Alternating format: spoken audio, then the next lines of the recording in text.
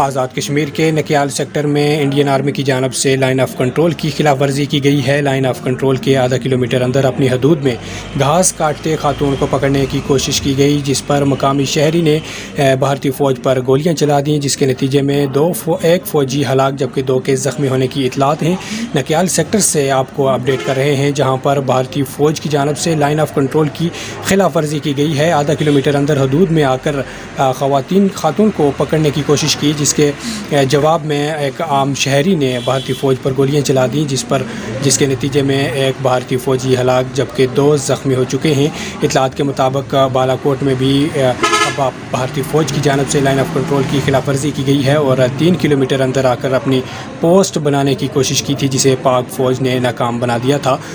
جس کے بعد نکیال سیکٹر میں خاتون کو پکڑنے کی کوشش کی گئی، اس کو چھڑوانے کے لیے مقامی شہری نے فوج پر گولیاں چلائیں، جس کے نتیجے میں ایک فوجی ہلاک جبکہ 2 زخمی ہو چکے ہیں۔